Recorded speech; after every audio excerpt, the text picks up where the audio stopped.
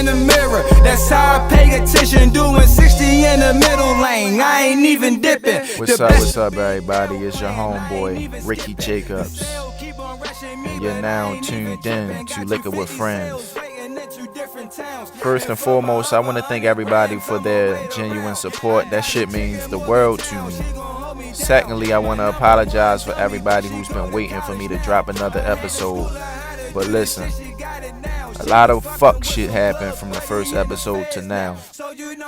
But I'm back better than ever with no other than the legendary FMG Dez. Now Dez is a rapper from East Baltimore, Chapel Hill to be exact.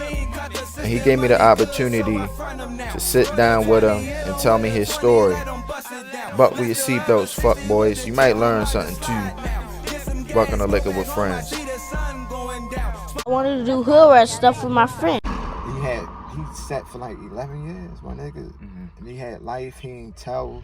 And, you know, of course he got weak and all that type shit at moments, but yeah, he home now. So now he been hitting me. He hit me last night, hit me this morning.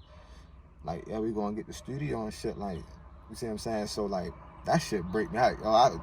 We gonna talk about that shit. Yeah, right? oh, it's on. Yeah. So, and that's the craziest thing about this shit, like, because I know, like, I'm on the outside looking in, and this is how loud people are. It's like, these are the things I kind of always knew about y'all before I even met y'all, but I do know, like, y'all do so many positive things for the, you know, for y'all community. But on top of that, I know a lot of the bullshit that followed y'all and stuff like that. You know what I mean? Like, nigga, so, like, this dude I was just talking about, he was the dude, he was the first dude I was hitting for. Like, so he was the first dude to give me a pack of coke, like, when I first started in the street. So he was probably like 2-3 years older than me. Probably he like 3 years older than me. Maybe 4 years older. So long story short, he's who I came up under.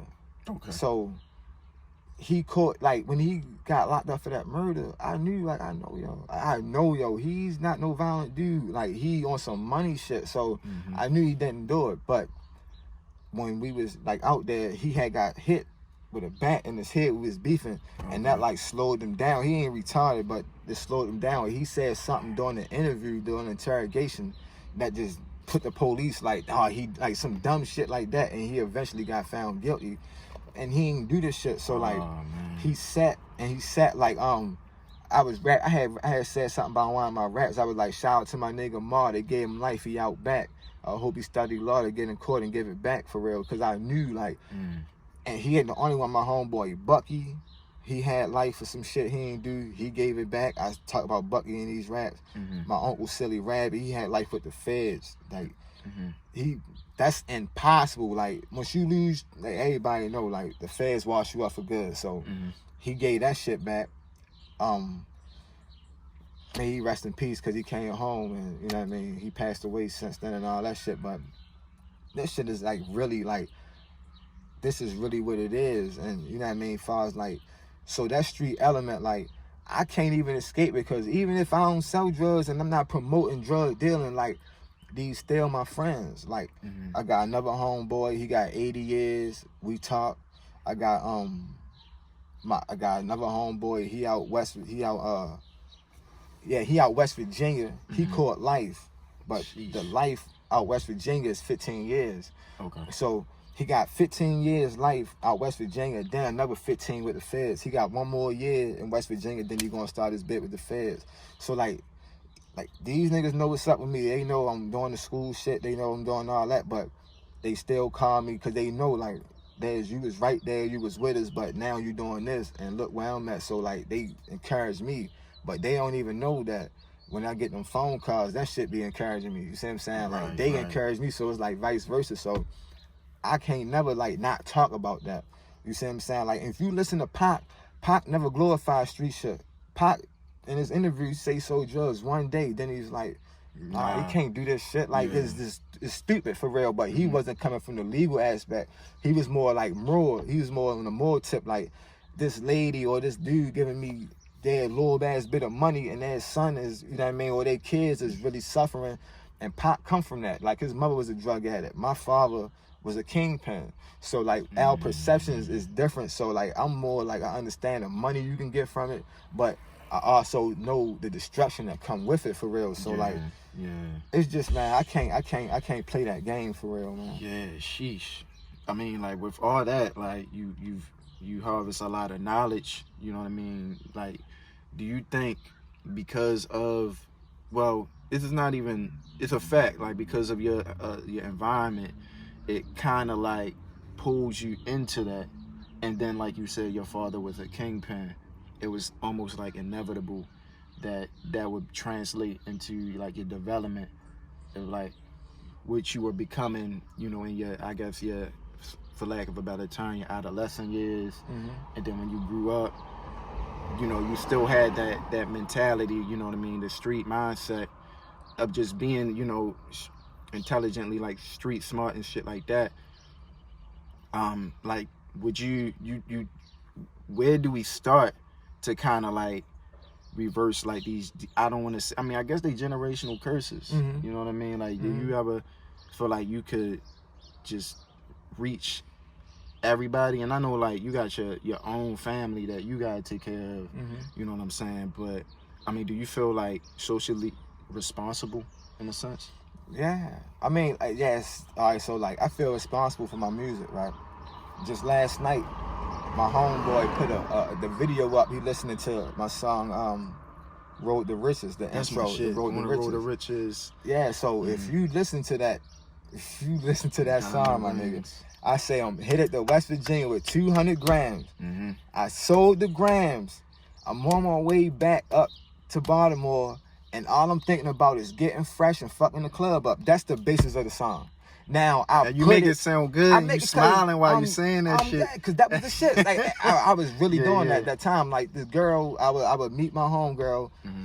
She had a house down there, and she was like she had a plug. She was fucking with a Colombian nigga who was giving her the smack. So she would give me the smack. I was like, oh shit, you live down there and you got smack, man, I'm coming down. So I would meet my sales down there, right? She lived in not far from the casino, and I would meet him at this little Walmart and all that type shit. And like at that point I was already like down there, because like I say, my man had caught years. He caught life down there. And this was like probably like 3 years before I started actually making my rounds down there. So like when people listen to that song and what I was living in that time, yeah, I feel responsible, because people really like that, inspire people. That really make people think that you can get on the road with the grams and dump them that fast. Like, you ain't going to be in Baltimore and sell 200 grams to sales, like to fiends. You might catch a wholesale, but your wholesale, you might sell your grams for what, 70, 80 wholesale. I'm really getting top dollar for all these grams, my nigga. So it's a different mindset. So that would encourage people to actually go down there. And I've seen people go, I know people that actually still do that. And I'm saying like, yeah, that is, I understand the influence it had for real. And then like people know that it just wasn't a rap. I was really doing that for real. So yeah, that plays a part. But then from my childhood, like, when the feds raided my house, I answered the door. So I answered the door, and I ain't even, like, I knew the FBI was and all that shit, but I didn't know my father was a drug dealer. So when I seen, like, he wasn't doing no shit like in front of me. Right, I got you. Yeah, he would literally be with me all day, or I'd be with him all day. He picked me up from school. I went to school, Mount Washington for real. He picked me up. We gonna get my little brother, and we would do normal father-son shit. Like, the only thing that made me think some weird shit about my father is all my life, from my childhood to the time he got locked up, he had season tickets to the Wizards, to the Bullets. It was the Bullets back then. He had season tickets, and they was courtside. So like, excuse me, the only people I knew that had season courtside tickets was Spike Lee or celebrities. And that was like, it really wasn't, that didn't stand out. It was just like, that was hella cool for real. So we do that type shit. We go to games. At this time, the Bullets played half of their home games in Baltimore, the other half in DC for real. So I was always at the games. I was always talking to the players and all that type shit. So that was the only thing that made me think But he had hella properties. He's in the real estate. He was in a commercial property. He had homes. He had buildings and all that type shit. So like, when the feds came, and I saw them straight destroy my house, my nigga. Like, they destroyed the house. They took out. You know, they do this raid shit. Like, and I'm saying like, what the fuck is on the right to do this in our house? Right, like, I was probably like 11, 12 at that time. Shit. But that's traumatizing for being that young to witness some shit like that. But yeah, it was traumatizing on the sense, like, it was traumatizing more so on the sense, like, it made me feel like, who the fuck are y'all to give y'all authority to come in my house and do this? My father right there, handcuffs on, they came out with we had the big safe. I never knew we had a safe in that house. Shit. But y'all took this fucking, I'm watching them, one man on this side, another man on this side, they carrying the safe out. I'm like, yo, what the fuck? Like, that's ours. Right. They taking shit, and then as they doing all that, they have agents around us, and the agents telling us about everything we do, like our outings and not how they would be present. Like, we was on a boat, like that weekend before they came. We was on a boat downtown, like the regular harbor cruise shit.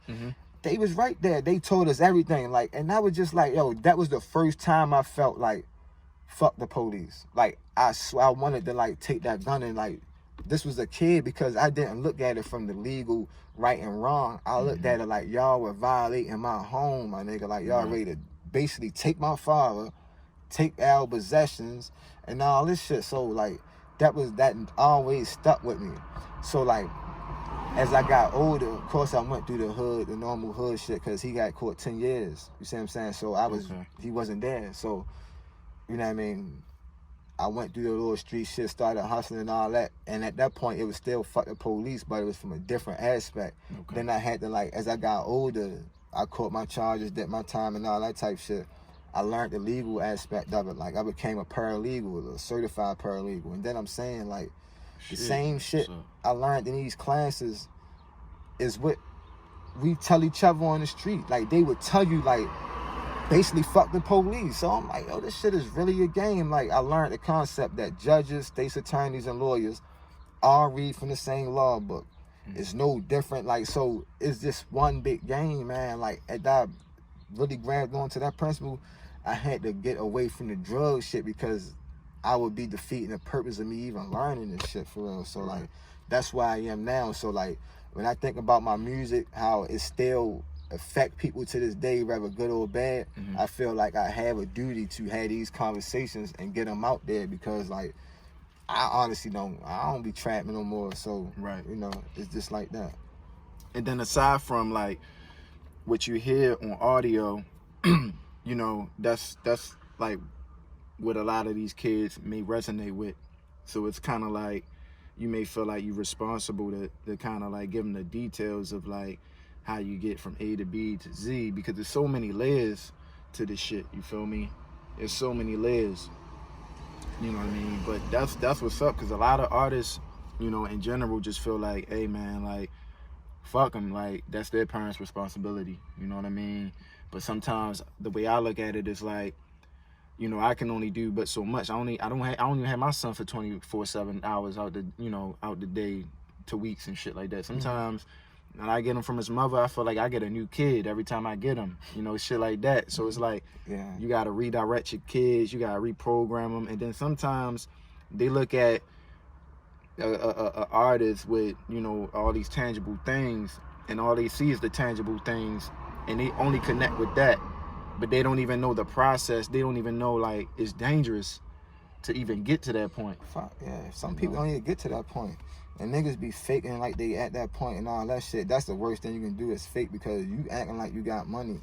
And people ask you for money. Like, it's so much that come with your appearance, for real, my nigga. Like, you pull up in a car that you didn't pay for, you financing, which is everybody, that's cool. Everybody do that. But you are over-exaggerating it. Like, you pull up in this car, you got the top line design on, you sell drugs, so people thinking that you are successful, but in reality, you really not. You know, your car can be pulled at any time. Like I say, they can come and take it, or you can just slip up and get locked up. Now, you gotta pay for lawyers, you gotta pay bail. Then you'll see a lot of people be sitting because they can't pay both of them. So if you know that you just caught a charge and you know what I mean, like, damn, this charge, I got fucked up on this charge. So you gotta make a decision, either pay your bail or pay for a lawyer. A lot of dudes be paying for their lawyer but sitting over to jail for real because you really wasn't that strong in the first place. But like, and that's another principle too. Like, you know, the concept is for us to sell, you know, get in the street, build our money up and do something else, right? But a lot of people don't get to that because when we get the street money, we adapt to that lifestyle. So say like we get some street money. First thing you're gonna do is get fresh, go to the strip club, get a car, you know, you wanna do things. So that's cool, but what you're doing essentially is taking the money from this lifestyle and you putting it here. So now you don't have the money to build nothing. Now you gotta feed off of this lifestyle. Now you have to make these payments on the car. You gotta continue to live up to this image. You gotta, but it's based off of this though. It's not based off of nothing else. So now you're continuously doing that. So I'm saying like you really gotta have a strong mind. Like, nah, like have a plan. Like, so if a nigga wanna be like, oh, I'm gonna hustle to get whatever, some real estate. If you know you're going to get that money and hold it till you get the real estate, then that can be an end to, that can be the ends to it. But if you getting money, but you want to get the new Gucci's, you want to get the new Balmains, you want to get the new Balenciaga shirt or whatever, that's your fucking money. Now you got to go back into the streets and get more money. Like, that's what I'm saying. Like, that's the cycle. Like, we gotta wake up out that shit for real. Like, but I don't even encourage people to sell drugs, man, because you, like I said, a lot of people don't never even get to that point to even be like, I'm gonna take my money from the streets and put it into this. Something like, substantial. Yeah, you don't. People don't get to that point. I wanted to do hood rat stuff with my friend. I'm just honored to be in your presence, and I'm not saying that shit in vain, bro. Like, that I didn't even do an intro, but I mean, like, when I first got introduced to you, like, I didn't even know like you and Dee Dave was in the same group for real. I wouldn't even have guessed that shit, to be honest, you know what I'm saying, because y'all styles are so different, and mostly everybody in FMG has the FMG acronym in front of their names, you know what I'm saying. But I know one thing when I gravitated towards your music is because like Road to Riches was like one of the first songs I heard, and the reason why I love that shit so much is like the mix was so like raw. It like if anybody was to hear it, you wouldn't be able to tell if that shit was released in 1996, 99. It just sounded like that. Like, it sounded like some like No Limit shit, like some raw No Limit shit. You know what I mean?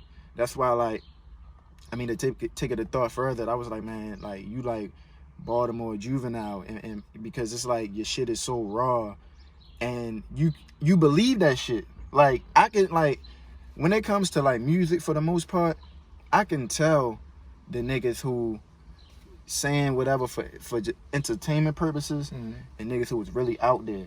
Like, you can't really fake it unless you living through another nigga. Those are the type of people that you can't really read through sometimes. Like, if they around it, then they kind of know what's going on, so they can kind of perpetuate the street lifestyle and shit like that. But I mean, just being from the city, and I'm not even a street nigga. I don't even consider myself a hood nigga, but I'm just a nigga that I grew up in the hood.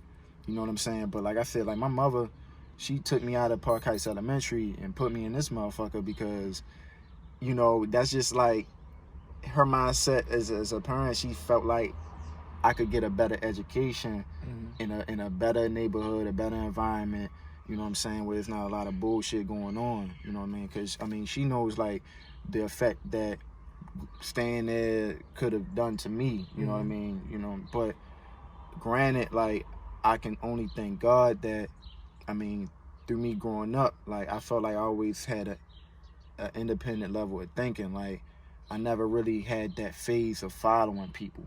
And I live with both my parents, so it's one of those things like, it wasn't like, oh, you going to your father's house this weekend, or you going, you know what I'm saying? Like, I had to report to both my parents.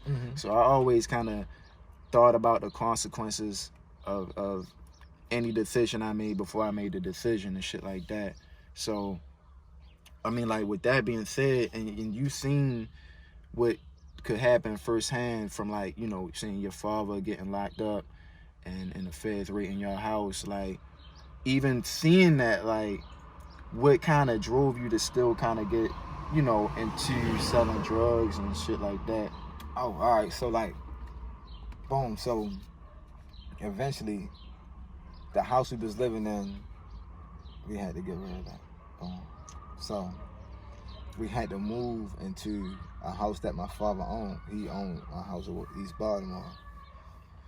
So we got in there. And that brought you to East Baltimore, like? No, I mean, I grew up in East Baltimore. My grandmother is from the project. She's from Chapel Hill. Like, she lived in Chapel Hill all my life. My mother grew up at. I got fucking 9 aunts and uncles. So I grew up. I never spent time home. Like, I spent my time in the project. So, like, I might have slept wherever I slept at, but as far as me waking up, I'm going down my house, and my friends is down my house. I ain't had no friends where I lived at and no shit. Like, I never thought that they would even. I thought that they wouldn't like me, man. Like, if I told, because I knew where I grew up at, and I knew how they was living, and I ain't never think that they would.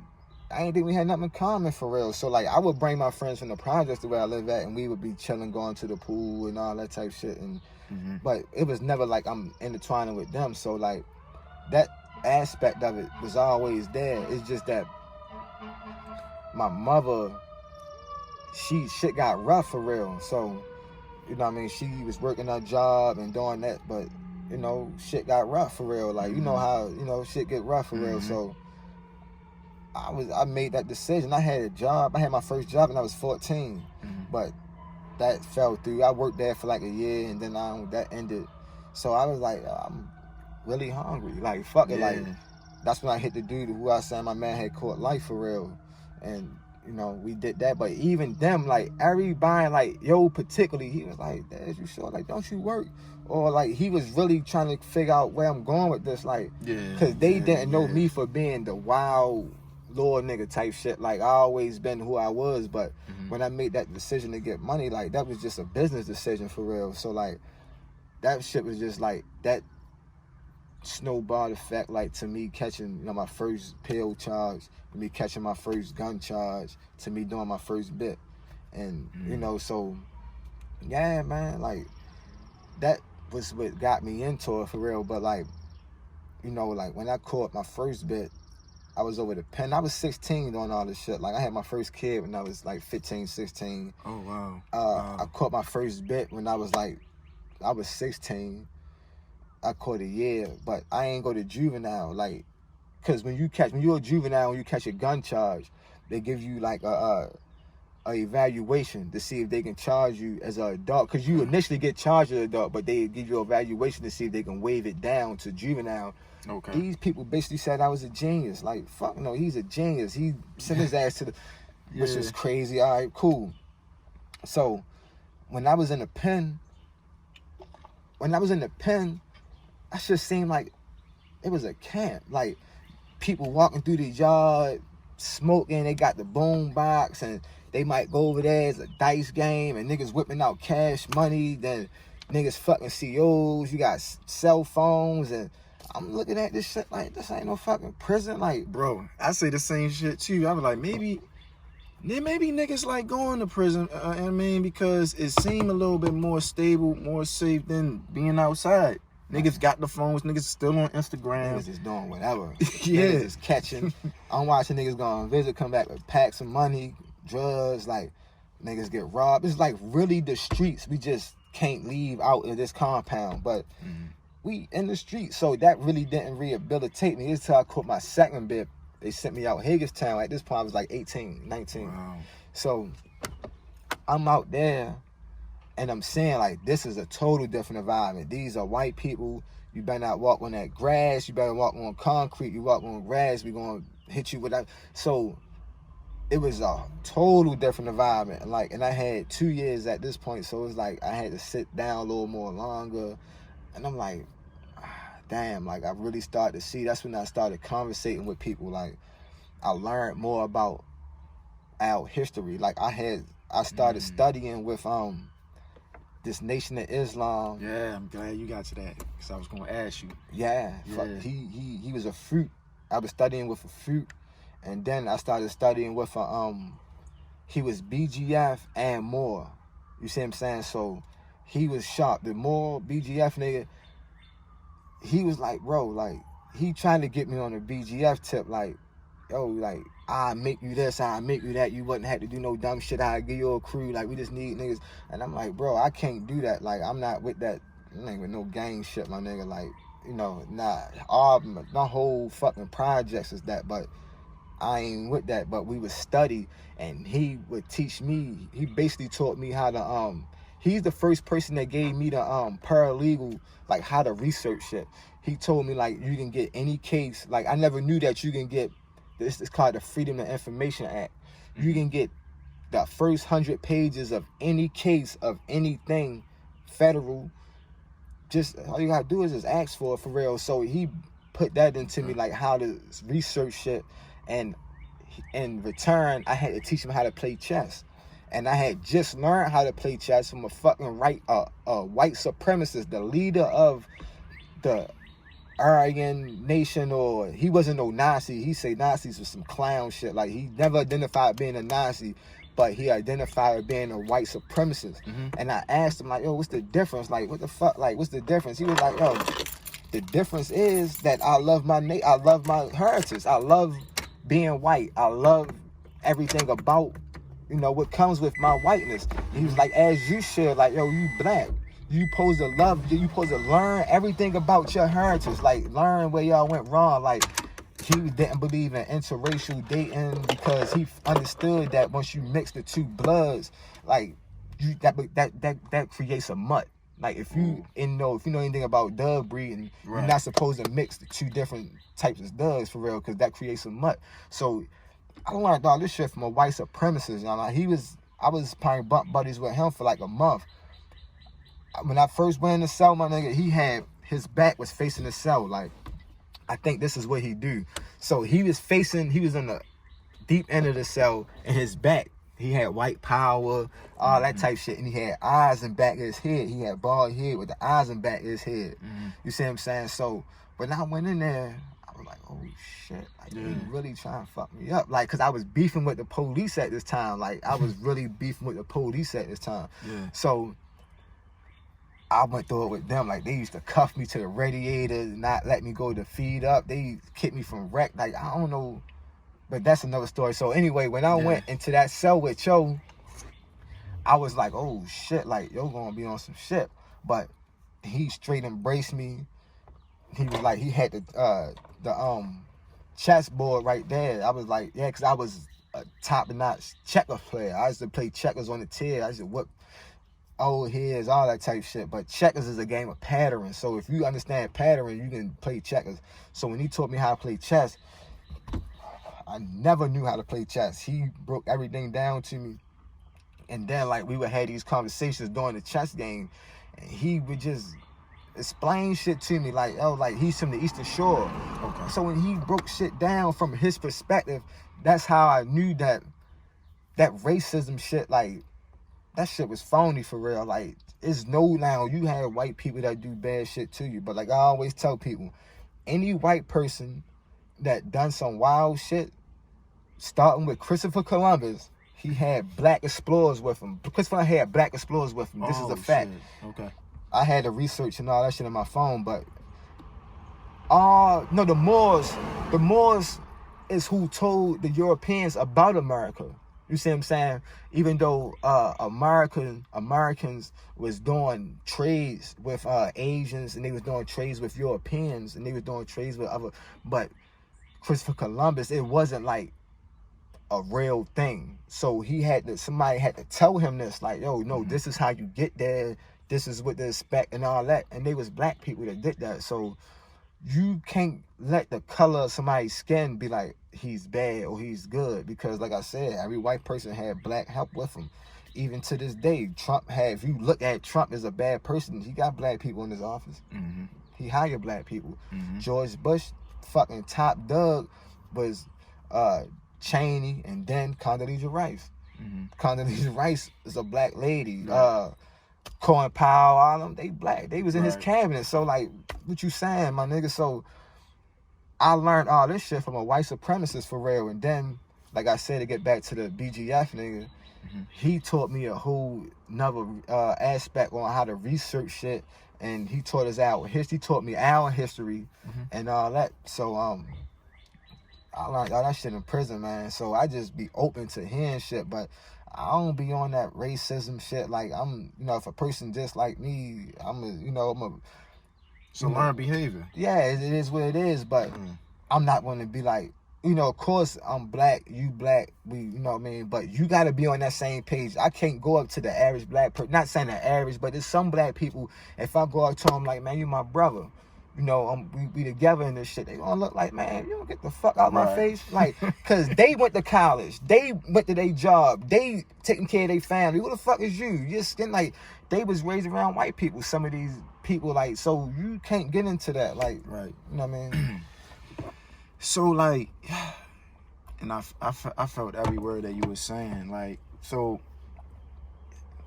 we humans, and sometimes we get in our own way. Sometimes we act emotionally, especially being black people. I feel like I think the post-traumatic part of it is the reason why, like, we get a little bit aggressive when it comes to like conveying our messages and shit like that.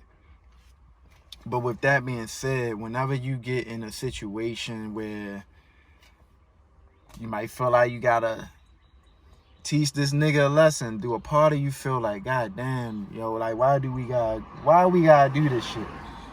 And we can talk about why I asked this more off the record, because I'm telling you, man, like, it was a moment in the city where, man, you know, a lot of shit was going on, man, and I seen you, you know, you made videos towards certain people, and they made that slick shit. Yeah, I was just like, Dez is probably just fed up at this point. You know what I mean? And yo, this shit is just it's entertaining, but this is like it can go further than entertainment. It can, yeah. You know what I'm saying? So it's just like So like, all right, so like with that slick shit, me and Slick was cool. Me and Slick, we never had no problem for real. Like, the FMG mixtape was initially supposed to be just me and him for real. I remember y'all put that shit together, or y'all was doing music. And we was doing music. So, you know, I never knew Slick. I wasn't familiar with his music. So when he had hit me like, yo, I'm trying to do the song with you, you know, I was like, I asked people who he was and all that shit. But they good niggas. Like, they trying him, they real niggas. They like us, bro. So I went like, hey, boom, I ain't charging him or nothing. Then I was like, hey, these niggas really cool. Like, yeah, boom, we linked. So we did that song, we shot the video, did another song. And we like, yo, we gotta just do a whole joint for real. Like, because Slick, he a little older than me. But like 40 something. Yes, I think he probably just turned 40, maybe 39, but like, no, but he's mature, basically what I'm saying. So his maturity is what connected me with him. And he knows that I'm younger than him, and he, you know what I mean, he connected with me. So when, by the time that mixtape came out, him and Ball started having differences. Like, you know, Ball, I remember that. I remember that too.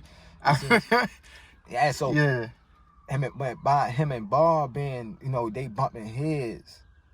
Ball had got locked up, right? So I ain't never say nah. Ball can handle it. Like, I ain't gonna let nothing happen to him. Like, if he down bad, like, cause I know Ball from damn near birth, right? For real. Right. Like, I always loved Ball because he looked like me. So when I look at Ball, I see me. You see what I'm saying? Like, I always, little Brandon, for real. That's my little. I used to go. His grandmother used to sell frozen cups. So every day at the school, I'll go. He answer the door and all that. Like, that's little bro. So. But I know him. He can handle his beefs. Like, so, but when we got locked up, yeah, he's ready for that. So he got locked up though. So I was expecting Slick to just leave this shit alone. He started saying shit like them niggas.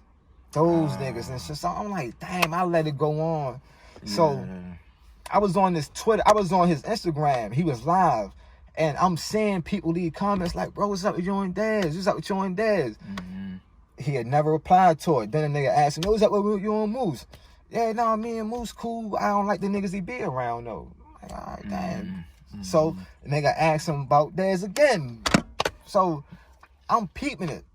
I ain't saying nothing, but nigga, like, so I'm expecting for him to say, yeah, the same shit he said about Moose. Like, cool. Yeah, like, man, yo, man, he was saying, like, man, listen, man, I only fuck with niggas. Like, he said some slick shit, like, man, niggas, I was letting niggas, he kept saying niggas and niggas. So I'm like, yo, listen, I jumped on there, like, nigga, say what the fuck you mean. You keep saying niggas. What you talking about? Like, who the fuck are you talking about? Matter of fact, man, that's when I was like, I initiated, like, man, fuck you, bitch, like that. I said something like that for real, like, even though he never said nothing about me personally, but I took it like you saying niggas, and even if you saying niggas, you can be talking about me, Dee Dave, Beezy, or whoever else that be around me, but nobody had a problem. You was beefing with one person, or like, that's who you had a problem with publicly. So I felt like, y'all, that was known. You could have said, man, fuck ball, whatever, like, because that was where y'all was at. But you saying niggas, I felt like you was inviting us to it. I jumped straight into it because, like I said, I was going through a lot of shit at that time. I was stressed. I was, like, going through some shit. So I'm like, man, fuck you. And that's when how me and him got into it for real. But me and him never had no confrontations because, like, a month or two after that, he got locked up. But before he got locked up, he made the song about me. He said crazy. 1 or 2 little joints about me for real. Like, he said Ball took my chain, which is like, Ball ain't take shit from me. And he said Ball took the campaign. All right, cool. That's not true either. But all right, you saying my name on the record. I never got a chance to respond because he got locked up. I left the shit alone for real. So, as far as me and him, like, it was never like, I can be like, that shit is over with because they ain't never, like, I ain't never get physically hurt by that shit. So it ain't like I took a L, even though if you look at it, like, that nigga made a song about you, he was, I don't get, that's what rappers do. Like, oh, we rap, like, the you fuck? from that car for real. So I want it though. I swear, I actually had. So this was just crazy. Like, did I think I did record the song. I know I definitely wrote the song. I don't know if I recorded it because when I was in the studio, the dude had hit me. Somebody hit me like, yo, this nigga just came in the studio. I'm leaving out. So I'm like, boom. I had went up there for real. I had left the studio and, you know what I'm saying? But nothing came from that for real. You see what I'm saying? So that was the closest me and him had got during that time for real. And so I never really replied to the shit because of that. But nothing came from it. So I'm like, man, the fuck? So, and like I said, man, I ain't no insecure person. I know what type of time me and Ball was on. Like, he ain't take no fucking change from me. Like, Ball is FMG. Ball got FMG tattooed on him. Like, Ball, like, he just kind of like got in, like, I guess a phase where he wanted to be his own. Yeah, like and that's cool. Like, listen, man, he's a boss. Ball's a boss. He's a leader. You see what I'm saying? Like, Ball brought a lot of people to FMG, like, far as, like, say Twizzle. Twizzle got killed. Maybe that's my man, but Twizzle is Ball. They peers. They the same age for real. I'm older than both of them, so, like, I knew Twizzle, but we run around with Ball for real. So it's shit like that. So just naturally, I ain't have no problem with him starting. See, I actually told him to do that. Like, now it might come out if he be like, yeah, we was fussing. And I told him, like, nigga, start your own shit. But I felt like that. I wanted Dee Dave start his own shit, Beezy start, because this is the branch off. It's still FMG, but y'all are bosses for real, my nigga. Like, Beezy's a boss, Bars a boss, Dee Dave's a boss. Like, Dee Dave real forever, Bars, CTM, Beezy, Blue Benjamin, and all that shit. So we are bosses, my nigga. You see what I'm saying? Like, each and every one of them, Ball, Beezy, and Dee Dave was rapping before me. Dee Dave was on, you know, he been rapping. He was fucking with Rough Riders. He was on BT, the freestyle shit. And Ball and Beezy, they been, like, Beezy had mixtapes out. Beezy had moved to Atlanta. He was chasing his shit. This was way before I even recorded, before I stepped in the studio. Beezy was down in Atlanta recording, putting mixtapes out. Then he came back.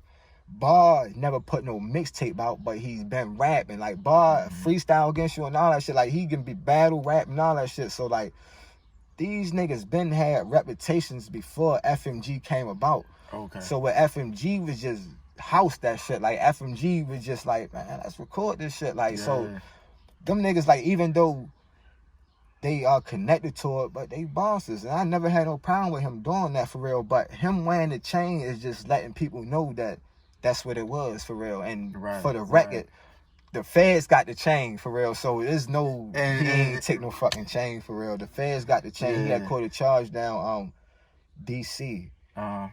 He had caught the, our DC charges is federal. So he caught the charge down DC. That's when they got it.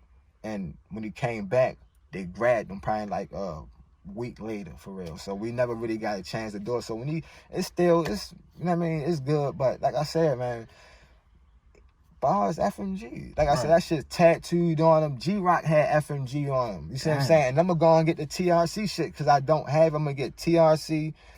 I'm gonna get all that shit because that comes from FMG. Yeah, that's what it is for real. So like, man, nobody tripping on that shit. But as far as me and Slick, I haven't seen him since he came home, but yeah, like with all the bullshit that has happened, like where do y'all go from here? You know what I'm saying? And even the relationship he has between Bard, I mean, like, should I don't know about him because, like I said, them niggas had run-ins, like, they had run-ins. They seen each other, and it was, what I mean, they shit got physical and all that type shit. So I don't know how you feel about him. I know if I'm assuming Bar, like, he's still saying fuck me. Like, if I'm assuming, I don't know. Like, we don't talk about that. Like, but I don't. If it is, I wouldn't be surprised because, like, I'm saying, as far as me, I ain't never got. Them niggas ain't never do nothing to me, and ain't no shit like that. And besides that, I was just talking to somebody. I forget the fuck is his name, but he from Westboro, Gilmore Homes. He be rapping and shit. My man, Lord Chim, for real. Okay. So he Freddie Gray. He's actually Freddie Gray best friend and all that. But he be rapping and shit. He from over the projects over Gilmore Homes, and he was just locked up with Slick, and he was just telling me like, Slick was explaining to him like basically like, and I was listening, and he was like the rundown Slick gave him. It was like kind of accurate for real, and he let me know like. Yeah, like, we ain't really had no problem for real. Like, it was just like when the shit got on. And what I hate the most out all that shit, my nigga. So when me and Slick was on live, right? Somebody took our live, his live and my live, and put this shit on YouTube, my nigga. I think I remember that. That shit is that shit was becoming like that shit had 20,000 views before. Like, this was last year. This shit had 20,000 views, my nigga. I hate that so much because, for one, when I made that video, I was still drunk. I was fighting that night before. I woke up still drunk. I was with Connie. Devin, and Dwight, my nigga. We down. We had left one spot, then we went down. Devin. Yeah. Oh yeah, so I already know how you came out. These niggas ain't no motherfucking street. That's saying they ain't no, but they ain't no street niggas. They ain't FMG. Nothing. Like they my buddies. I fuck with them. They are artists. Yeah. I learned so much artistry from them niggas. Like, they introduced me to that artistry world for real. Like, me too. Yeah. I didn't know shit about all I knew was Park Heights. And I'm not even a street nigga. It's just that's all I knew though. You know what I'm saying? And then this nigga, when I started hanging out with him and that nigga Jockey, with his name Kid Balloon now. Yeah. I had did something with him before too. Yeah, like, this nigga introduced me to a whole nother realm that I didn't even know existed in Baltimore, yo. What? Like, I learned so much from them niggas. I'm gonna tell you, like, but we was together that night. So somebody had said something. Devin was talking to a dude, right? So somebody had said something to Devin, like, yo, you all up on my back. Because the dudes was like, you know how if you're in Norman's, you face the stage, right? And you can stand by. You got to stand behind him. So Devin was talking to the dude he was with. So the dude that was like, yo, you out on my back or something. So I'm like, yo, he ain't doing nothing. He talking to your fucking man. Like, yo, calm down. But I had, this hand was broke right here, where this cut at right here. Because I had knocked the man out down the fucking, like, down the casino probably 2 days before that. Like I said, I was stressed out, my nigga. I was going through so much at that. But this white, not saying white man, but he was doing too much for real. So anyway, my hand was, I had the big ass, like a big ass shit, because I had got surgery, I had stitches on it, and this part of your hand is so fragile, it moved so easy, so they basically like put it the way as though it wouldn't move. So I couldn't. So anyway, I'm like, yo, calm the fuck down. I'm telling yo that, yo, look at me like, yo, so what the fuck, don't you want to go outside? I'm like, listen, you talking about outside, my nigga. We right here right now. Like, what the fuck I'm gonna go outside for, and we right here. So, whatever. I'm like, let's go outside. I knocked you out with my hand, my left hand. Boom. The fucking security run down on me. Big dumbass linebacker security. This nigga pushed me into the wall. Boom. I hit my head, my nigga. Like, I hit my head so hard. I start throwing up. Like, I got dizzy, start throwing up. I'm like, oh shit, like I was fucked up. But come to find out, these two little niggas was with my main homeboy, my nigga Oski. He locked up Oski. They was his little niggas for real. So when he like, yo, what the fuck? Like, yo, nah, like this is, and they like, these little niggas like, nah, damn, my fuck, bro. Like, it's Dez, my nigga. Like, not saying I'm some big gangster or nothing. Like, bro, my bad, my nigga. Dez, that's Dez, bro. Like, so that was between, that ain't had nothing to do with Slick. So that video, a person might say it like, them niggas, this beat yo up. That's why they, nah, it wasn't that, my nigga. So, like I said, I was still drunk.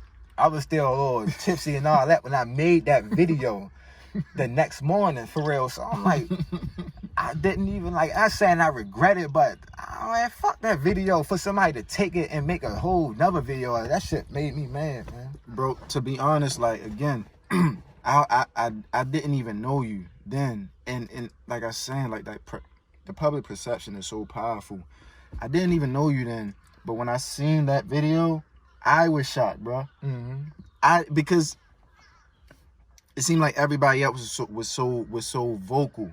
And I even found out even then, like, you pretty much started FMG, but you never, it's like you was like Biggs Burt. Like, you ain't really say much. I would just say publicly, at least. You really ain't say much. So to see you like speak on the situation, I was like, damn, man, I just hope this shit don't get like serious, because even then a lot of shit was happening. A lot of like murders was going on, killings and shit like that. I mean, even just losing like G-Rock and shit.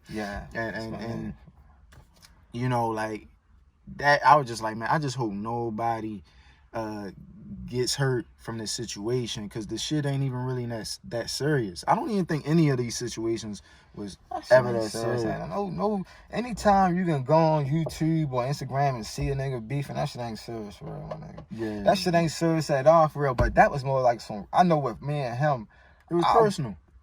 It was. I felt like he felt like, all right. So from one, kind of find out, he felt like that was your little man, bro. You could have intervened in that, but I was never present when shit kicked off between you and him for me to intervene. Then on top of that, I felt like you saying them niggas and all that shit, making it seem like you got a problem with me for real. So we never talked about. I still haven't talked to him. Like, I guess if I bump into him and we can talk or whatever, but you don't gotta be like the beef squash, because in the streets the beef is squash when nobody is doing nothing. If he was pulling up where I'm at, and that was where it should be on, but long as he's doing what I'm doing, long as he's doing what he's doing and I'm doing what I'm doing, then there's no beef, my nigga. There's nothing, like, he ain't make no songs about me since he came home. I ain't make no songs. So what the fuck is no beef for real? So it's just like, we just never had that talk. But from talking to other niggas, and if other niggas talk to him and tell him how I felt, that he already probably know, like, it was on some defense type shit, or like, you see, he know where I came from, because like I said, that time when I left the studio, shit could have got nasty that night for real. If it was on that tip, my nigga. Like when I left that studio, bro, he didn't know I was outside. So if I was just be like, I'm gonna wait till he come out, it would have been a different story. But I'm like, man, yo, I'm right here, my nigga. What's up? Come outside, type shit. Like that's not beef. I don't beef like that. I'm sure anybody else that's beefing don't beef like that. Like, who the fuck? So, you know, it's signs, but like I said, we just never had a conversation for real, and I ain't got no problem. I don't have it's no sneak this. Honestly, I'm past that shit. Like, yo, y'all be on some chill shit, man. That's why I like really like admire y'all niggas, man, because it's like niggas know who y'all are, and y'all not loud about it. You know what I'm saying? Like y'all do so much good for the community, and I don't know if I'm being biased, because again, like I fuck with D heavy. Like that nigga was like one of the the epitome of like positivity, man. That nigga gave everybody their flowers, yo, on some like on another level. You feel what I'm saying? Like, and then like with me meeting Nazir, you know, that nigga a cool nigga, man. That nigga like Muslim through his blood, man. He always gonna remind you, you feel me, like about Islam and shit. Like I fuck with Nazir, and then I just kind of felt like I had a connection with y'all, even though I didn't know everybody in the clique for real. But like even Dee Dave, like with like my confusion, well not confusion, but my curiosity was like, you know, everybody that rap with y'all had the FMG acronym in front of their name. Like, why D ain't go that way? I never wanted him to, because like Dee Dave, I always like when Dee Dave first, you know, when he first came, like, I'm trying to link up, whatever. I told him out the break, like, bro, that's cool, but I want you to have your own identity. Don't try to get caught up in what we rap about. Like, Ball had his style, and we rap, you know, G-Rock was around. It was like, at that time, that was probably like, we was probably like, you know, we was the most popular, or this when we first popped or whatever. Like, so I didn't want him to get sucked into that, like, thinking he gotta rap about certain shit or whatever. So I ain't even want him to put the FMG shit on his name. I really wanted him to have his own identity, because I know Dee Dave personally, so I just wanted him. I ain't want you to look at him like that's FMG Dee Dave. No, I ain't want that for him. Like, that's Dee Dave for real. Like, because I know he already been rapping. He is who he is for real. So at the time, it probably could have boosted him, like helped him more, but I knew that he had his own wave, my nigga. Like, it was totally separate from what we was doing. That's why I really didn't want to record a lot of music with him, because people know me for certain shit at that time. Like, now it'd be like, I really be like, I wish my man was here for real, because where I'm at now, it'd make more sense for us to record. But at that time, I was like really on some trap shit, like really this trap shit for real. And I didn't want him to get that energy for real. So I never wanted him to be like, he FMG, even though he's definitely FMG. Yeah. He fuck FMG, he's Chapel Hill for real. So that's where we come from. Like, he's definitely Chapel Hill, but I know from the Instagram aspect of it. Like, nah, like, you just leave that, because you gonna be good regardless. Like, so I always wanted him and Jay Wise to do a mixtape or EP or whatever, because I'm saying, like, that's your wave. Like, you know, the artsy, not artsy, but like more of that style. Like, you lyrical, you doing that, like, you know, set that for us. Like, do that for real. So, you know what I mean? That's what it was for real. So eventually I wanted him to get his own brand. Like, that's where the real, I talked to him about that shit, like, you know, doing that. So that would be his thing, and then you get, you know, you grow, get people under you, and, you know, you build from that for real. Like, you know, that shit sad for real. How has you know, the loss, and rest in peace to Dee Dave, man, that day that you heard the news about, you know, him getting killed, what have you, like, how did that shit affect you? Because to be honest, I would never thought in a million trillion years, bro, that would happen to him. Not him, you feel me? No, I had just left him. He had the huddle shit. So we just left, and I was texting, like, I got where I was at. It's like 1 in the morning. I was texting like, bro, I'm really proud of you. Like, this is what we was talking about for real. Like, yeah, like, man, this is what, gonna keep it going. And he had hella ideas. He was trying to get sound stage for his birthday. We was talking about that. He wanted to do another huddle. He wanted to get that situated. So he had the huddle 3, his birthday, and it was something else he was trying to do. So, we, like, boom. So, like 2 hours later, it's probably like 3 hours later, I'm in the shower. It's like 5 in the morning. I couldn't sleep that night. I was like, when energy is fucking it not crazy. right, Yeah, it just you feel it. Something was like, yo, I'm like, just take a shower. I'm like tapping the shower, and I take my phone in the shower, but for some reason it's like I wasn't playing music because I take my phone in the shower and I play music while I'm in the shower, but for some reason, I just had my phone right, like, I wasn't playing music. So when Tate called me, Tate was Tate's cousin for real. So Tate was so fucked up. He wasn't crying or nothing, but he was like whispering. He had an undertone. So he was like, he ain't ever say Dee Dave. He was like, oh, my cousin, this guy. And honestly, my nigga, I ain't even know who I was talking to. I swear, I was like, I'm like, hello? Like, he like, hey, yo, my cousin just got shot. Like, he really shot up, like, he did, yo. So I'm like, what the fuck? Like, who was like, all right, boom. So I'm like, who the fuck? He like, it's Tate. Like, all right, boom. So I'm like, man, I don't know what the fuck he talking about. So I'm still in the shower. So I'm like, yo, hold up. Let me call his mother or somebody. Like, what the fuck is he talking about? So when I call, I ain't get no answer. I called Dee Dave, matter of fact. I ain't get no answer. So I called him back, like, yo, what are you talking about? Because I really can't understand you, your tone low. So he like, yo, my cousin just got killed, yo. So I'm like, what the fuck?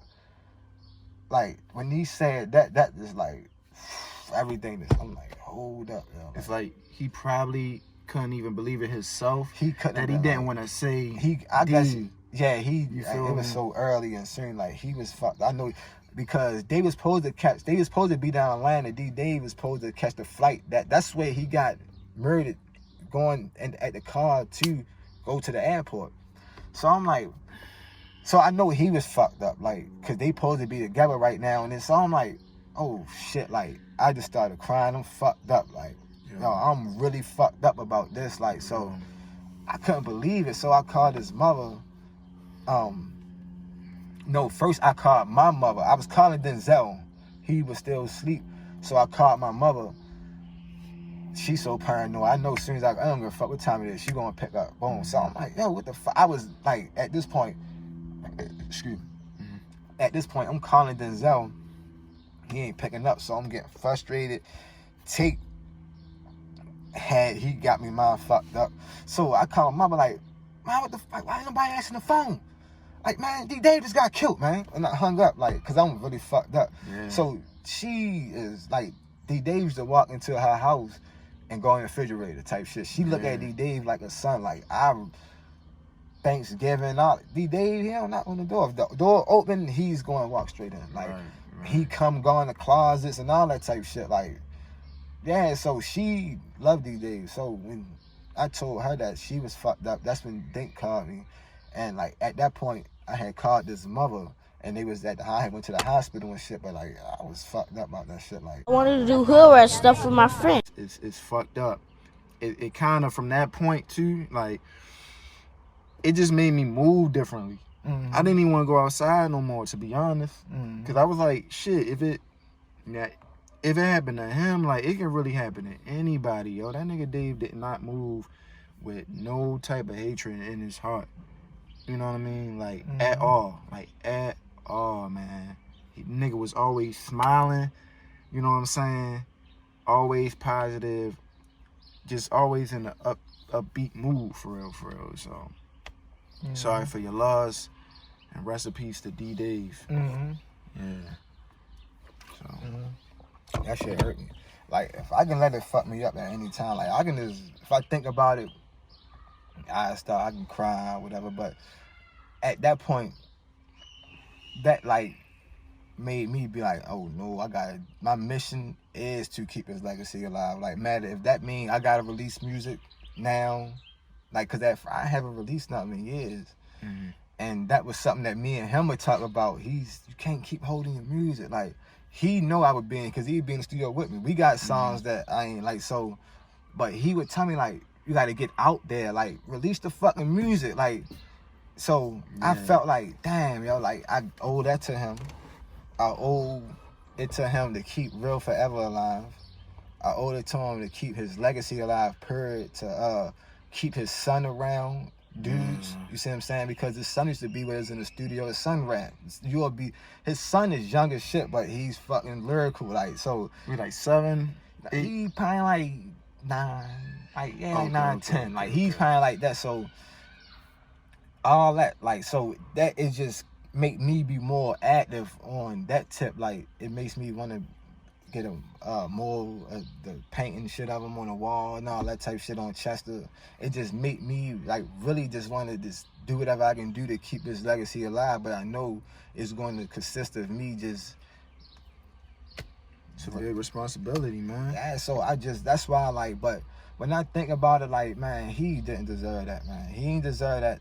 But like I say, but I'm big on energy. Like, I'm big on essential things in life, in the planet, in the universe, period. So I know it's just the essence of anything is based off of energy. So, like, I say something like, I started saying vibes don't lie.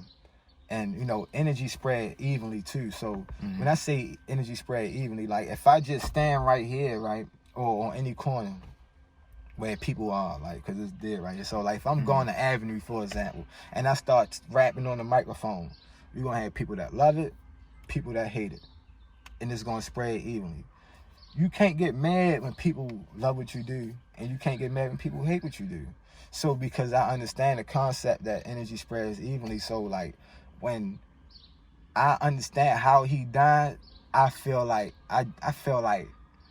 that could have been prevented. I wanted to do hood rat stuff with my friend. Like, do you think street knowledge or just being black in America, you think that should be taught on a higher level of education, like in college per se? Yeah. Or in high school? Let's just start in high school. What you mean, like teach street shit, or like what you mean? Not much so street shit. Let me reiterate it. Like, just being black in America. You know what I mean? Because I feel like, you know, our youth aren't given the proper resources, even when they go to high school, because they don't really need the resources in middle school. It's kind of like preparing you to go to high school. And the high school is kind of preparing you to whatever the fuck you want to go into, college, or just being, you know, the working American, or whatever the case may be. Do you just think like the basic fundamentals of just surviving without a higher education should be taught? You know what I mean? Like, just like the reality of like, if you go in this world, this is what to expect. You know what I mean? Like, but they're not going to do that. Because like I said, you have private education, you have public education.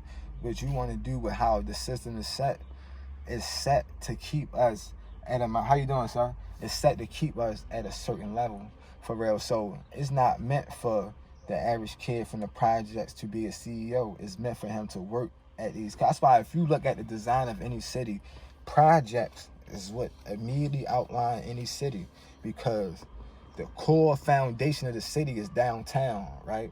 So them skyscrapers and all that's jobs, basically. So you have those jobs. People really, they want you to be able to work or be able to walk to your job. So anytime, like even with John Hopkins, they give you a grant for you to live where you work.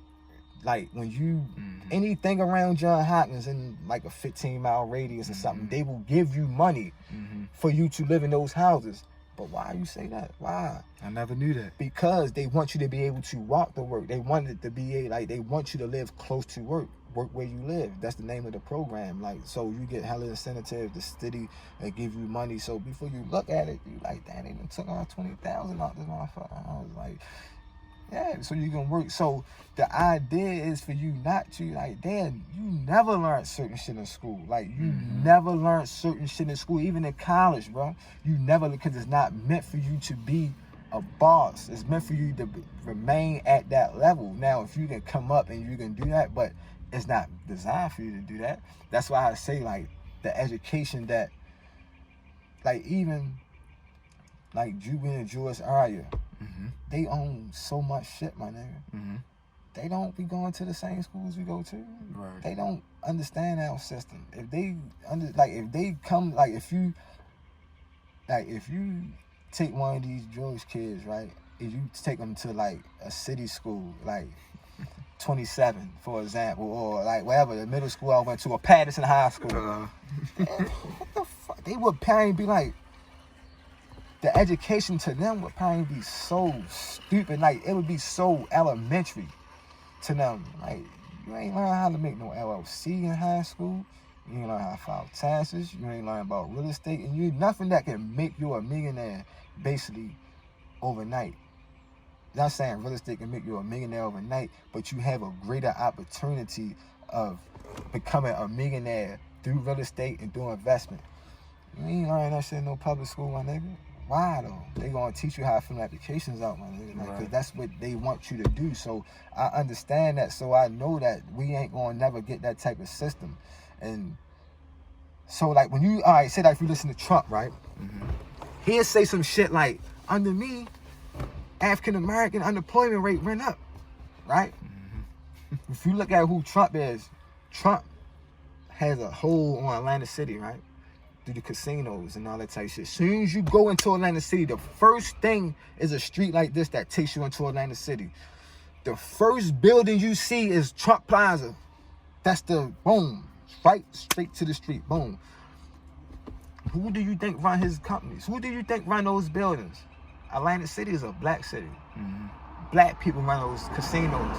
When those fights come, it's black fighters, black entertainers. Black people spend their money. So he understand the workforce. So when them millionaires be like, black people got jobs under me, it's because they are employed. They are the ones building these buildings and we running that shit. So they always gonna be like, they got jobs under me, but yeah, they ain't saying that they working for me, or they just saying that you are employed. That's the key word. But when you break down the etymology of these words, employment and all that type of shit, that shit ain't no word for slave. Like Domino Sugar Plant, right? That's another short for plantation. But they teach us in school that slaves was getting whipped and beat and all that type of shit. It wasn't like that, man. They was making deals with us, man. They made deals for Native Americans, black people. These Indian chiefs had tribes. So they would come to these chiefs, man, look, you can get your people to work for us, and we gonna bust it. Their own people. I mean, it's like that's what it was. That was the workforce. Like, this who it is. So like, but they will put it in an aspect like, man, slaves was getting beat across the head. Slaves was getting in the slave. It wasn't like that, man. Not saying you wasn't, but shit ain't like that now. Look what's going on now. Maybe back then you would get hung from a tree. But what the fuck is the difference from a person getting hung from a tree and the police blowing a nigga brains out? What the fuck is the difference? If you can explain the difference between a lynching, a person getting hung by a tree, and a police hopping out and shooting you for no fucking reason, then I would be like, well, maybe shit changed. But I'm knowing that ain't shit changed. From then to now, my nigga, the same employment shit was going on and people strapping for jobs and all that type shit. We still underpaid. If you look at, you think slaves ain't get paid? Slaves got paid, my nigga. Paid, yeah. Slave, but you always hear slaves. Listen to that Madam C.J. Walker movie, right? That just came out on Netflix. She'll tell you she was working for the white man making pennies. That was in 1902. It's fucking 2021 now. You ain't People making that still much more working pennies. for pennies. Like, so what the fuck? Like, what? Yeah. It don't. But they will put that psychology in your head. Like, man, we doing much better. Black people get mad. Black people been millionaires. What the fuck makes you think black people, like, we been trading? We been like, black people been selling tobacco and weed. This is our shit. They came and took that shit. So when you think about trading and all that shit, yes, it was a black man trading tobacco and weed to these white people who was getting money. But then you also had black people who didn't have shit, who had to work for whoever they can work for to make ends meet. So once you break all this shit down and understand that it's still the same thing, then you know that you gotta make a change. That I know this, and this one I'm gonna roll out on. If you can't read a book that you want, like if you can't read a book on based on what I'm saying right now, then I know that I gotta write it or you gotta write it. Because it's not in existence, and this is what it is. So we gotta create our own history. We can't keep on listening to these movies and watching these movies. Like, man, that shit is, Hollywood is our biggest enemy, my nigga. Hollywood will really have you looking at the movie thinking you in that time period, thinking you think, man, that shit phony, bro. Like, Hollywood, bro. And they like they manipulating the narrative too. The narrative. All right, so watch that Madam C.J. Walker movie, right? Mm-hmm. Her father-in-law, her husband's father, right? Mm-hmm. He was a slave. They had a party. They invited Booker T. Washington, right? Mm-hmm. So the dude, this father-in-law had brought a bottle of liquor. So Madam C.J. Walker or the son, one of them was like, "Hey man, you gonna give Booker T. Washington that? What's your come?" His reply was, "Man, shit, one sip of this, you'll forget you had 20 lashings." All right, that's pause it right there. So what you saying is, to me and my family, my little kids that's watching, is that us drinking alcohol is gonna forget that we got our ass whipped, my nigga. Like, that's what you basically just said, bro. You just told us that this bottle of liquor will help you forget that you got 20 lashings last night, my nigga. And that movie came out fucking last week, bro. Love you, bro. Same here, love you too, my nigga. Thanks Yo. for having me, bro. Yo, Peace. for sure. I wanted to do hood rat stuff with my friend.